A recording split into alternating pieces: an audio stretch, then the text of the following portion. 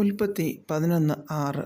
അപ്പോൾ യഹോവ, ഇതാ ജനം ഒന്ന്, അവർക്കെല്ലാവർക്കും ഭാഷയും ഒന്ന്, അവർ ചെയ്യുവാൻ നിരൂപിക്കുന്നതൊന്നും അവർക്ക് അസാധ്യമാകയില്ല.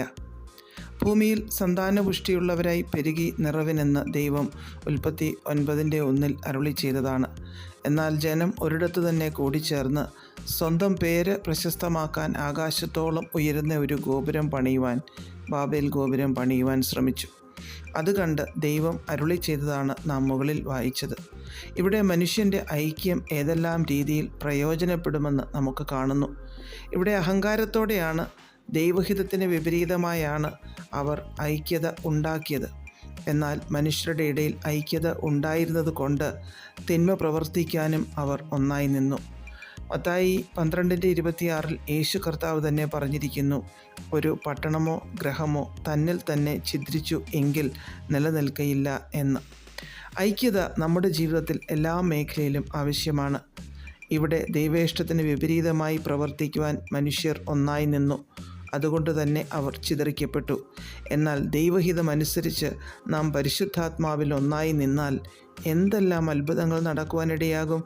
അപ്പോസ്തലപ്രവൃത്തി 2-ാം അധ്യായത്തിൽ പെന്തക്കോസ്ത് നാളിൽ എല്ലാവരും ഒരു സ്ഥലത്ത് ഒന്നിച്ചു കൂടിയിരുന്നപ്പോഴാണ് പരിശുദ്ധാത്മാവ് എല്ലാവരുടെയും മേൽ വരികയും എല്ലാവരും പരിശുദ്ധാത്മാവ് നിറഞ്ഞവരായി ആത്മാവ് അവർക്ക് ഉച്ചരിപ്പാൻ നൽകിയതുപോലെ അന്യഭാഷകളിൽ സംസാരിച്ചു തുടങ്ങുകയും ചെയ്തത്.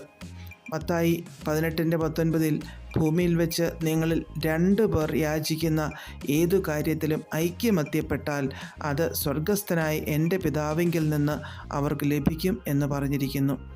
യോഹന്നാൻ 14:13 നിങ്ങൾ എൻ്റെ നാമത്തിൽ അപേക്ഷിക്കുന്നതൊക്കെയും പിതാവ് പുത്രനിൽ മഹത്വപ്പെടേണ്ടതിന് ഞാൻ ചെയ്തു തരും എന്ന് പറഞ്ഞിരിക്കുന്നു.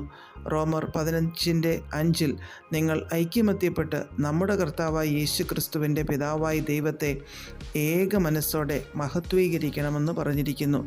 പരിശുദ്ധാത്മാവിൻ്റെ ഐക്യം നമ്മുടെ ഇടയിൽ, നമ്മുടെ കൂട്ടായ്മകളിൽ, പ്രാർത്ഥനകളിൽ, ദൈവസഭയിലൊക്കെ വെളിപ്പെട്ടാൽ എത്ര ശക്തമേറിയ ദൈവപ്രവൃത്തികൾ നമ്മുടെ ഇടയിൽ നടക്കുവാൻ ഇടയായിത്തീരും. എന്നാൽ ഐക്യതയെ കെടുത്തുക എന്നതാണ് പിശാചിൻ്റെ തന്ത്രം.